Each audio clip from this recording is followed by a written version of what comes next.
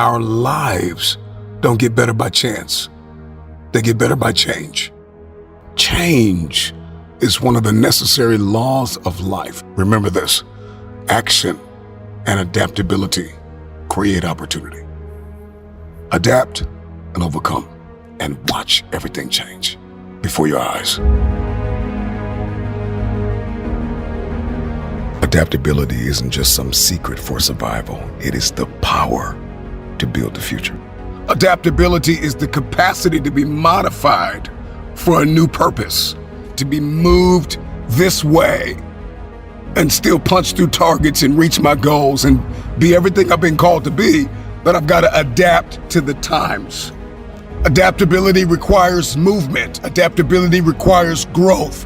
Adaptability requires wisdom and knowledge and understanding and revelation and awareness. We've got to be able to recognize when we're outdated, when we need an upgrade, when we've got to go to that next level, and I can't be embarrassed about it.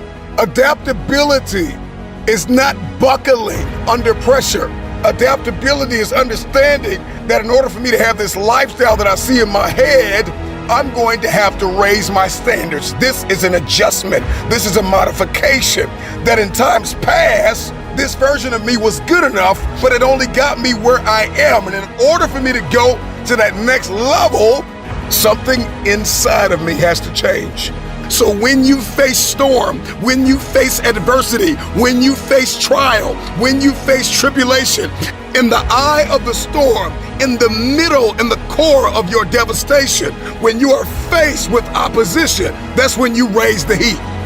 You don't change your message, you change your methodology. Are you understanding me? Adaptability is not buckling under pressure.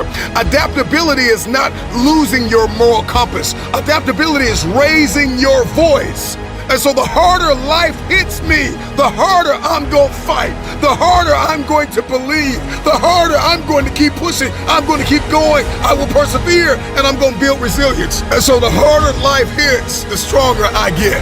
You've got problem-solving skill, you've got a resilience, you have a determination, you have a measure of commitment that nobody in the room has because you've been able to adapt. And for many of us, we are in the halftime of our destiny. And if you're going to win, you are going to have to make the adjustments, the necessary modifications to have your future.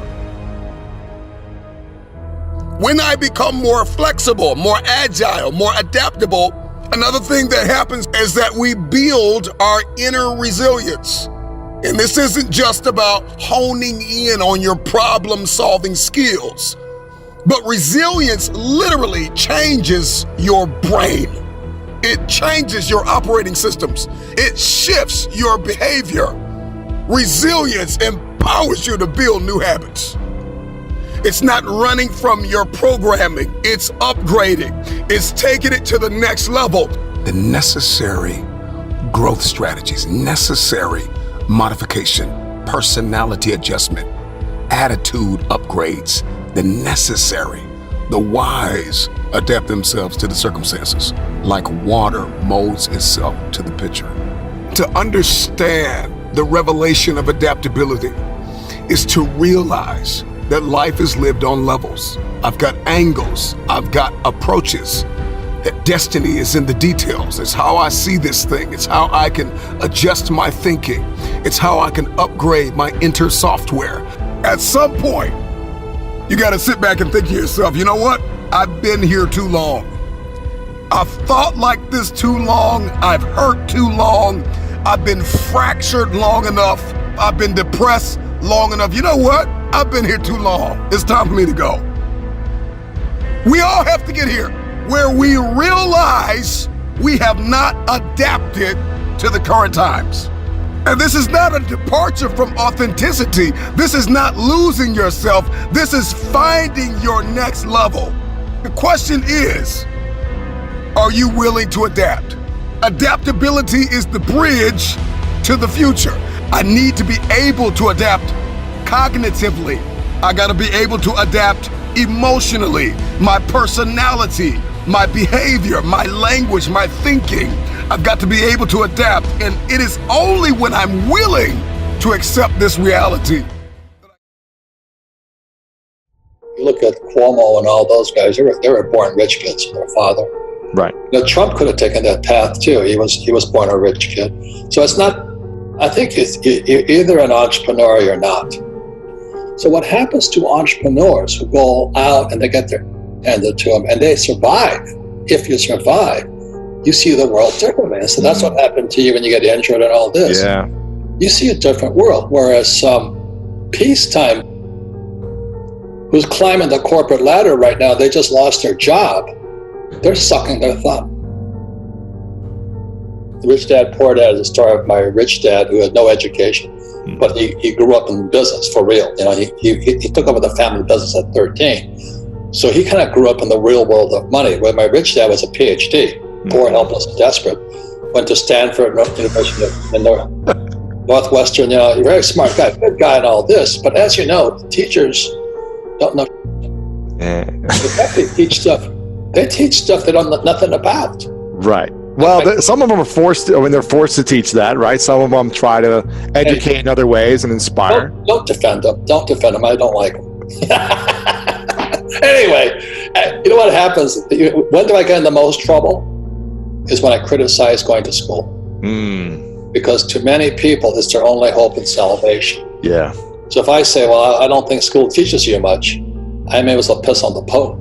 You know, they said, I know. Religion. If you don't go to school, and then I tell them, well, you know, Steve Jobs dropped out. He did pretty good. Yep. Gates dropped out. Dell dropped out. Zuckerberg dropped out. Henry Ford, Walt Disney. They didn't hurt. No. Yeah. If you're an entrepreneur right now, the world's open to you. If you're an employee, your world's dead to you. What advice? Yeah. An entrepreneur can create their own success. If I show this diagram here, you know, it's why I created my cash flow board game. Because we have 4 different intelligences. We have mental intelligence. We have, I don't know what that one is, physical intelligence. You probably have very good physical to make, you know, football and all that. Yeah. Emotional intelligence, but spiritual intelligence. So I went to military school in New York. The first thing is spiritual. You know, I become a Marine. It's spiritual. Yeah. You know what I mean? Because you're putting your life on the frickin' line. Yeah.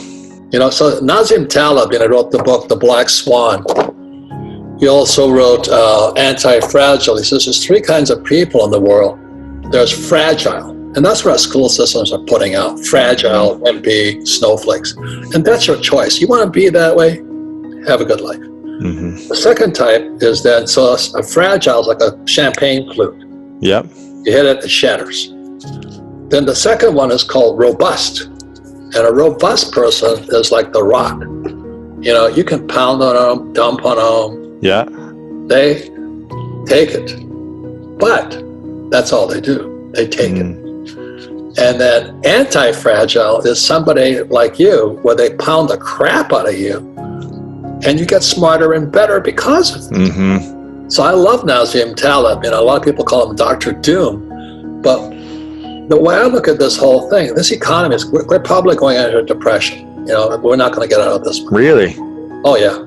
And so the thing is this good for you or bad for you? I'm looking forward to it. You know, the last crash was 2008, and I made more money in 2008 than in my whole life. I'm now 700 million, almost $1 billion in debt. Really? You know why? Because I don't pay any taxes. The more debt I have, the less tax I pay. And the average guy goes, how do you do that? Because you have bad teachers. And so it's this whole thing that you got to choose your teachers wisely. That's why I wrote the book, Fake money, fake teachers, fake assets. I don't touch that garbage of what's out. I don't have a 401k. I don't have stocks, bonds, mutual funds, ETFs. Doesn't mean you shouldn't, but I don't need them. Okay? Right. And the other part is, look, for you young guys, the best teachers are not in colleges. The best teachers are on YouTube. The best teachers are on YouTube. Wake up. You know, this guy, George Gammon, he's fantastic. Patrick Bet-David, fantastic, you know. He's great. Jim Rickards. The fake teachers are in colleges. They're telling you to get a job. Right. Up the corporate ladder. You know, Patrick Bet-David said it the best, and I love that guy. He says there's two kinds of leaders, wartime and peacetime. And a peacetime leader is a guy like my poor dad. He goes through all the right schools, he has all the pedigrees, the credentials, he does all the right things, he climbs the corporate or the government ladder and all that. Well, a wartime leader goes to war. So Steve Jobs is a wartime leader. I'm a wartime leader. Difference is I went to war. I don't know where it is. I got this iPhone. If you can't make money with that, hang it up. Like we used to say, hang up the jockstrap. You're not going to beat the team. You can't make money with an iPhone through social media, through marketing. You have the world at your fingertips and you can't make money. The problem is between this ear and this ear. It's not out here, it's in here. Lead a happy life. If you have unreasonable demands on life, you're like a bird that's trying to destroy himself by bashing his wings on the edge of the cage, and you really can't get out of the cage. It's stupid. You want to have reasonable expectations and take life's results, good and bad as they happen, with a certain amount of stoicism. You can have all the riches in the world, but if you lead a life where you are absolutely miserable, you aren't going to enjoy the success you garner. Charlie was a very big believer in the idea of keeping expectations simple and surrounding yourself with good people. If you notice you are reaching success in your life but feel drained or unhappy, it may be time to look deeper into what the reason is. Are you surrounding yourself with unhappy people? Are your expectations of yourself so high they are impossible to reach? By being able to be kind with yourself and allowing the right people into your life, it will allow you to transform into a happier and better person. Lesson number 2. Treat success and failure the same. Treat those two imposters, success and failure, just the same. I mean, why not take these opportunities, these hardships and so forth, to make a man of yourself?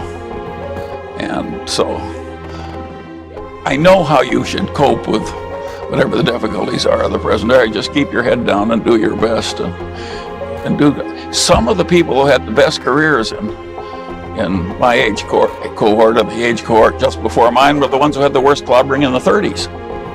Because they were there when the great boom came. If you just kept plugging, why the favorable tide came in due course. Charlie is part of the reason Berkshire Hathaway has become the industry-known giant that it is today. He explained many times that he looks at success similar to failure, and by doing this, he was able to keep on the path that led him and the entire company to success. Remember, take the teachings that the hardships and the successes are teaching you and apply them to your future endeavors. By doing this, you guarantee either a success won or a lesson learned. Lesson number 3, have good judgment. If you have good judgment, your life will work a lot better than if you have bad judgment. And you get good judgment gradually over time, partly by making bad judgments and having them work out poorly. So my counsel has always been to start trying to be better and keep trying to improve all your life, and you got about half a chance. If you don't do that, you got like no chance. I used to say I can only teach what the other person almost knows. Then I can just throw him over the brink when he's hanging on the edge. But if the guy is not within miles of even starting, I never make any public. I never succeed. When starting to make big decisions, it can be daunting and seemingly impossible. But without making mistakes and learning from them, you can never learn to have good judgment. Charlie explained how important it is to make bad decisions first because it helps grow your understanding of what a good decision is. Without the bad dates, the low test scores, or the bad investment choices, you would never learn the difference between a good call and a bad one. Trust yourself enough to make the mistakes and learn from them, so in the future, you can apply what you've learned to become better. Lesson 4, soldier on. I basically believe in the soldier on system. Lots of hardship will come, and a few rare opportunities will come. You've got to learn how to recognize them when they come and not make too minor a trip to the bike counter when the opportunity is available. And those are simple lessons. Life is never going to be easy. And one thing Charlie knew well was the importance of being able to take the good with the bad and to keep going even when it felt like the world was against you. He constantly advocated for people to keep their heads up in hard times and to remember that tough times don't last forever, but tough people do. If you are to make it in the real world, financial or otherwise, staying the course when the going gets tough is a trait that will help you become successful. It's so simple. What is You it? don't have a lot of envy, you don't have a lot of resentment, you don't overspend your income, you stay charitable in spite of your troubles, you deal with reliable people, and you do what you're supposed to do. And all these simple rules work so well to make your life better, and they're so trite. I could tell that some of my older people were a little bonkers.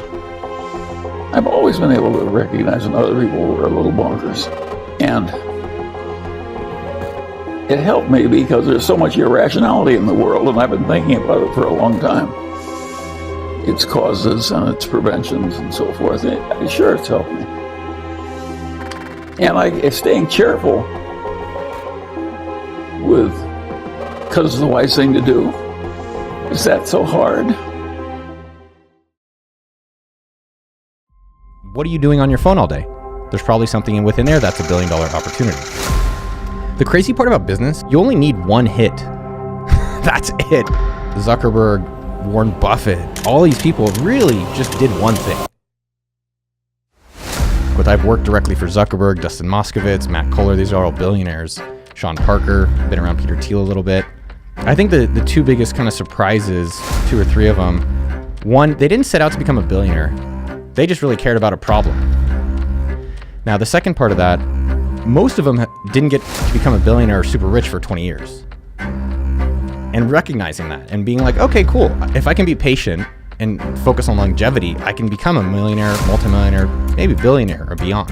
Things that's common, especially for employees, is thinking that they can't escape being an employee. You know, it does take time, patience, and belief, dream, fantasy. And through that you can create the reality. I've done a lot of things, man. I've been swinging for a long time, and that's something that's available to everyone. And I do think that's missed out on, that there's a lot of ordinary people being rich and being successful, and people think it's an exclusive club, and that's just not true. I tried 24 different businesses to finally get to AppSumo, to finally eventually get rich. Think about in your own life and your own businesses, like what is the thing you're looking forward to and excited about? And it could even be small. Like one of my phrases I like is put it on the calendar. What's on the calendar? What are you looking forward to? Well, what you're excited about. And then the reality is that you can actually get going towards that dream sooner than you realize. Everyone should be an entrepreneur, everyone, because if you get fired today, what's your backup plan? Go on Indeed.com and pray. Like having an entrepreneurship where you can have your own business, and if you start it right now, not how, you just get started. And that a lot of what we cover that is exactly $1 million weekend. You could do it in a weekend, which everyone has. They can change their life in 48 hours. You have the option. And a lot of people, let's take AppSumo.com. We have a lot of people who have very successful side businesses, and they're happy with their day jobs, and that's great. But I think people don't swing enough. They don't even get started swinging, and that's, you know, they're not ready on the sidelines. And there's never a good time. The best time is right now. It's not yesterday because that passed. It's not tomorrow because you don't know. It's right now. There's 3,100 billionaires on the planet, which is not that many.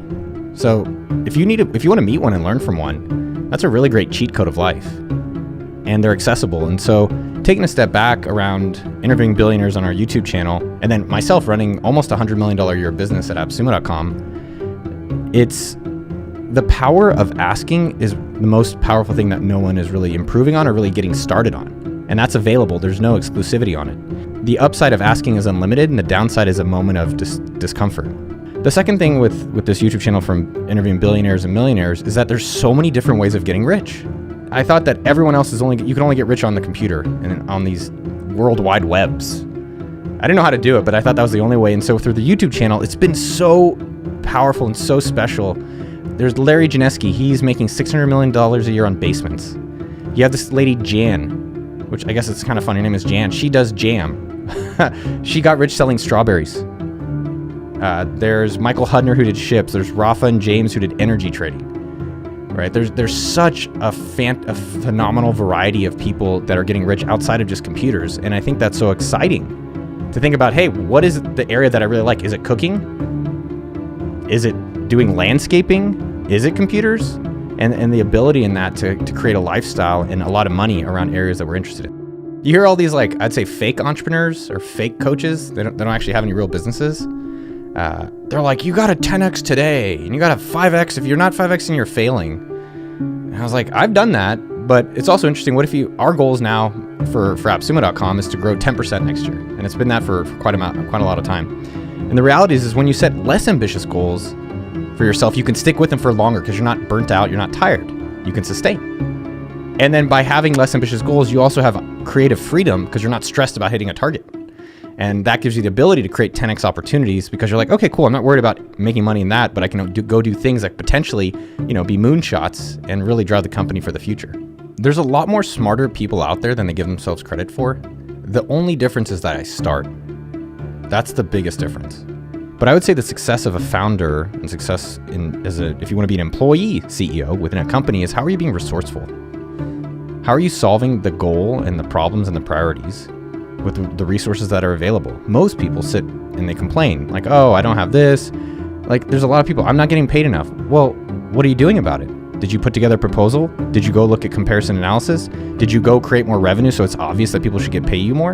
When you're going somewhere in a car, you're like, of course I want a destination. Then why don't we replicate that in business? If you look at all the best CEOs today, the ones that I admire, almost all of them are immigrants. My father's an immigrant, didn't speak English, came to this country. Satya, Microsoft, name these companies. I mean, just most of them. The guy running Google, Sundar, a lot of the ones. I mean, even Elon Musk, who is debatably a great CEO, South Africa. And so what is it with them that we can all learn from? And at AppSumo.com, we have Eamon from Iran, my father's from Israel, Alona's from Uzbekistan, Sean is from London, Vanessa's from Colombia. Like, what is it about immigrants that we can all copy? Because that is what built America was. Well, y'all came here from somewhere else. And so the two things that have really struck with me, and I saw this woman who exemplified it. Her name was Sharon. And she kicked so much, and she was working basically at the Best Western, serving breakfast. And if you've never been to a Best Western, it should be called the OK Western, right? It sucks. It sucks. But she was working like she was at, the Four Seasons. I could not believe it. She's like bringing me pancakes. She's doing all these things. And she was acting like a founder and an immigrant. I would say she is an immigrant. And I asked her, I said, tell me more. What's really going on? She's like, there's two things. It's my attitude and it's my effort. Because that's in control, that you're totally in control of your attitude. And that's what I look for when I work with people and we hire people at AppSumo.com. And her effort. There's literally no restriction on effort. There's no law. The only law is 24 hours. Poverty is a state of being. Everybody wants income and influence, but we don't want to impact. In order to see income and influence, I've got to impact. The poverty that we experience is a symptom of something that has happened on the inside of us. These ideas, this way of living was passed down to us. And so number one, you got to become aware that something's off on the inside of you. There is a rewire required in order to go to that next level in our finances. Most wealthy people started with an idea before they had the dollar. So my question for you today is, what's your idea? What's your calling? What's your product? How can we eat from the economy and not contribute to the economy? Wealth is not coming to you. Wealth comes from you. As you contribute to economy, as you drive humanity forward, you get rewarded based upon your contribution. Everybody you know that's wealthy is investing and creating. One of the chief problems with poor people is that they don't want to contribute and they trade time for money. And the only thing that they contribute is enough to get a check. And so that's why when they get the check, they spend the check on entertainment. They spend the check on stuff that's not going to make them any money. Wealthy people turn their dollars into soldiers. They put their money to work. They invest in systems. They invest in programs. They invest in real estate. They invest in opportunities that will make them more money. Poor people get paid. They live check to check, and they spend that money on entertainment because they want to break from working for the 9 to 5. So they have a budget for entertainment, but they have no budget for education. Occupy. Take up your space. Turn the city upside down. impact lives, from the person on the elevator in the parking lot to the stages of destiny. You have a calling. Once you identify it, all of a sudden, everything begins to change. Jeff Bezos said you can have a job, you can have a career, or you can have a calling.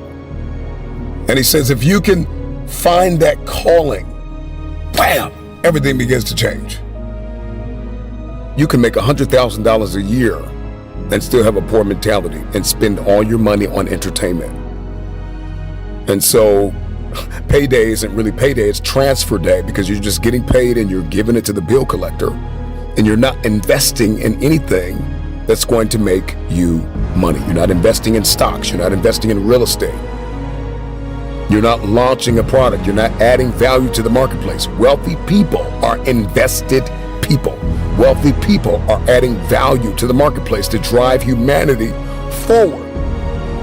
I gotta put something out, from Jeff Bezos to Mark Zuckerberg to Michael Jordan, Kobe Bryant, LeBron James, every athlete, every producer, every filmmaker, every musician, every singer. The list goes on. They are contributing something to humanity. They are a part of the driving force of the economy.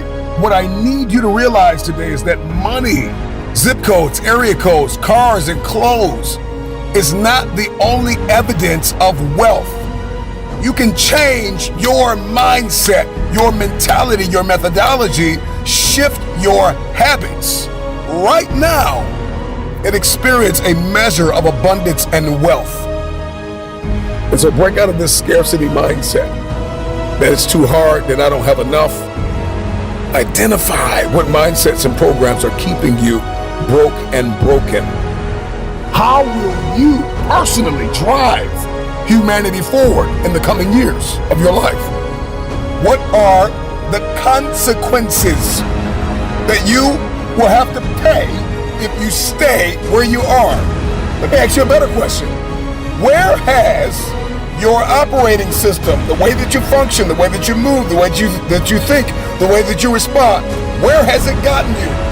If you are listening to me and you are not where you are supposed to be financially, mentally, emotionally, spiritually, then what you have done thus far has not served you. And if it has brought you as far as you're going to go. What will you create? What will you step into? How will you collaborate? What can you pioneer? How can you blaze a trail, a legacy of a wealth mentality? The world does not belong to the pessimists, believe me.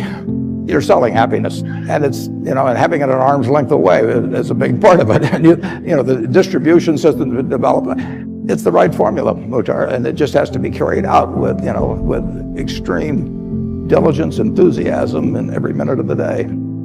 There's an emotional undercurrent in Buffett's journey that we often overlook. One of the most profound lessons from Warren Buffett's life is that he doesn't just acquire businesses. He acquires the stories and experiences that come with them. I would like to just tell you a couple of short stories, and we'll draw maybe a couple of lessons from them. Two women each sold a business to Berkshire Hathaway, to me actually, for many, many, many millions of dollars. Both of them started with $2,500. And one of them was a woman who landed in Seattle in 1917, couldn't speak a word of English. She felt like a dummy. She couldn't pick up the language. She couldn't learn a word. So they came to Omaha in 1919. And then as her oldest daughter went to school, she would come home, this daughter, Frances, and she would teach her mother the words she'd learned in school that day. And this woman, Rose Blumkin, spent 20 years saving money, bringing first her siblings over, her mother and father, $50 at a time. She sold used clothing to do it.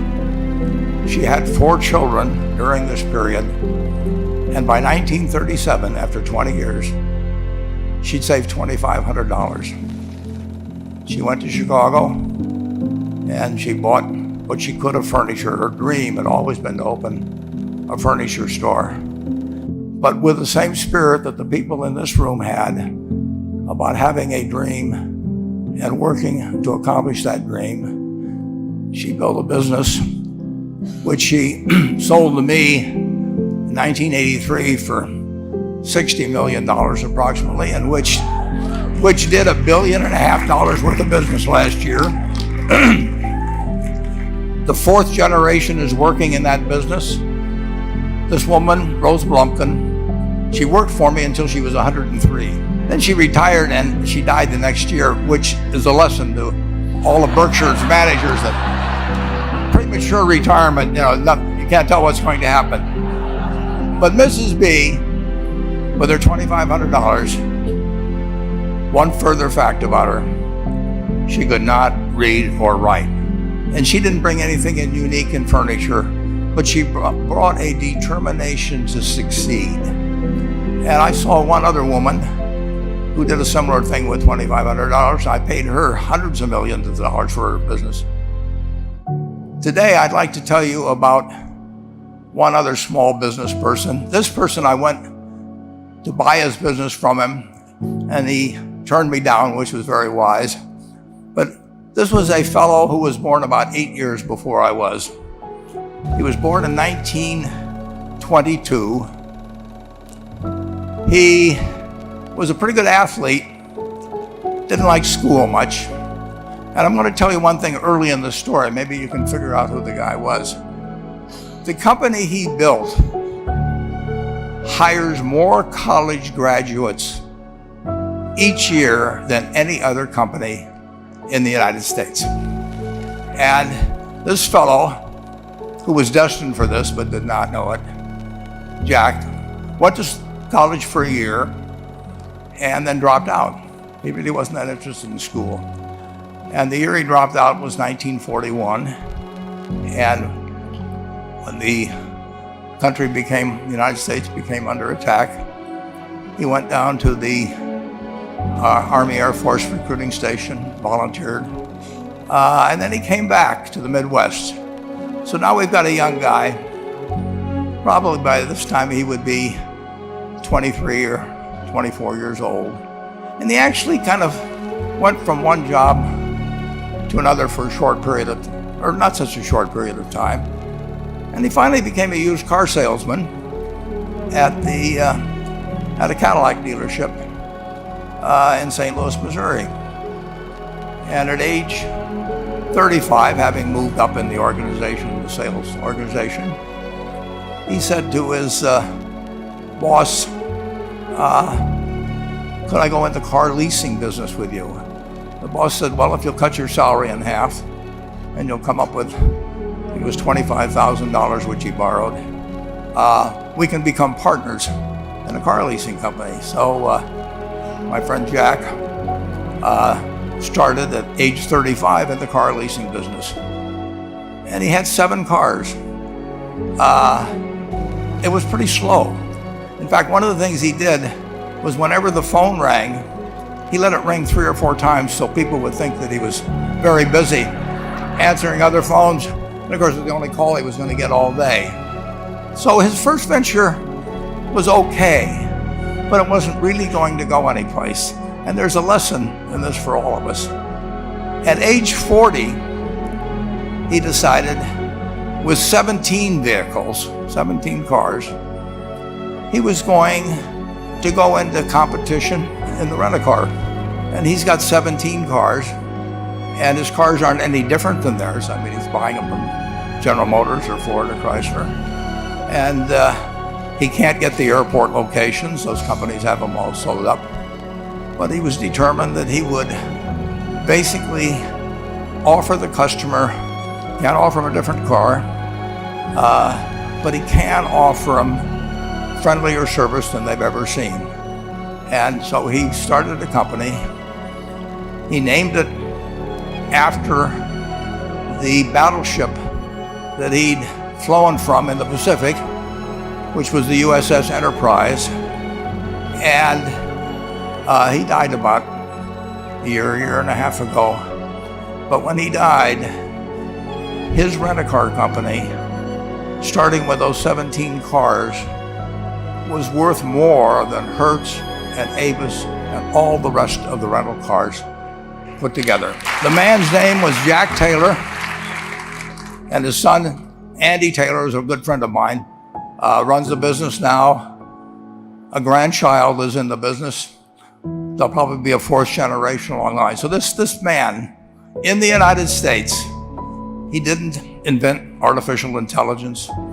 He didn't do anything that, just like Mrs. B selling furniture, I mean, that any one of us could have entered those businesses.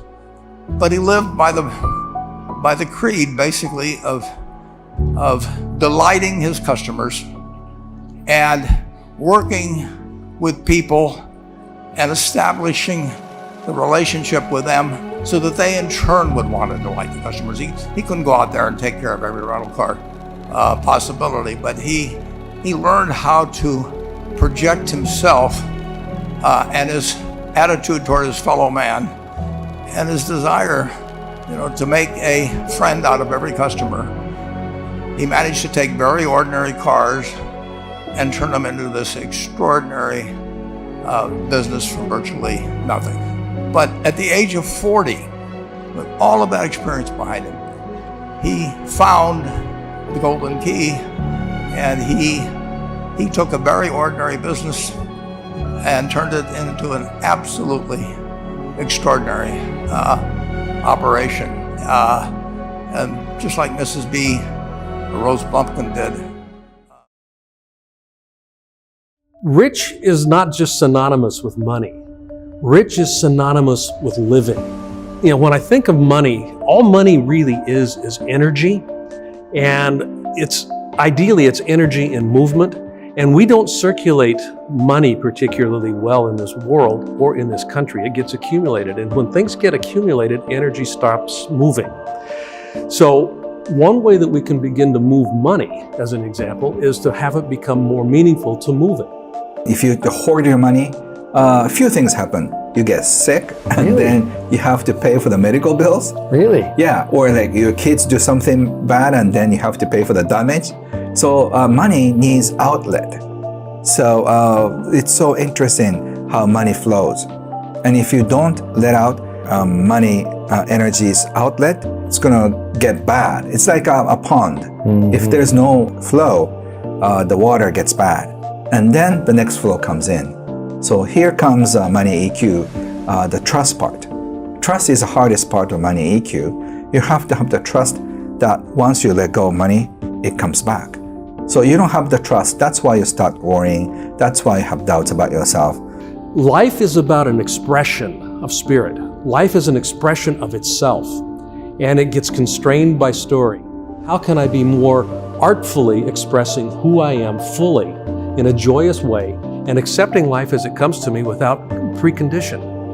That gives me an opportunity to move beyond my story, and it also gives me an opportunity to really identify where my story is constraining me. You have to find your place, your seat, your reserved seat is what I call. A lot of people try to sit on other people's seat, which is wrong because your seat is reserved somewhere else. And if you don't sit on other people's seat, what happens is that you get so depressed, and then you feel so meaningless, so and all that, because you cannot really feel life. But once you sit on your seat, you are so deeply connected with your life purpose. Then you start your magnetism gets turned on. For most people, what they do is exterior driven. It's driven by what we think others think we should have. It's not what we think we should have. And having a new iPhone, having a new watch, having an increased bank account may give me peripheral satisfaction, but deep emotional meaning is usually not going to be there. We have a poverty of meaning, particularly in the Western world, that is driven by rampant consumerism, thinking that we're going to replace us whole. And if people can stop and think about what's meaningful to them, why am I alive? What can I be doing that will bring inherent meaning to who I am and why I'm here? That makes a big difference. The first thing I would teach is money is fun. So if your kids know that money is fun, so we used to sit on the dinner table, just say, I have this, say, $10,000 to donate. What do you want to do? You can, help rescue the animals. You can help the environment. You can help the homeless people. What do you want to do? And when we give presents, what would you want to do? So my daughter grew up thinking money can do so many wonders. So if all our kids learned money is a magical wand to make people happy, I think people are more excited about getting the money. So they have no negative ideas about money. Imagine what if all the child have never been scolded for wasting their money. I think we'll be so stress-free, because a lot of worries come from the need for survival, and it's attached to money. Right. So once we are free of money stress, I think our life will be so different. Yes. Yeah. So if you can teach money is a fun thing, that is a great starter. Okay. Number one, teach them money is fun. Right. And also, even though your child is growing up with positive attitudes, your friends may not. So they're trying to compete with you of how much they have, allowances, or like, this is my new iPhone something, yes. or like, this is my sneakers, or whatever that is. And then people try to manipulate you with emotions.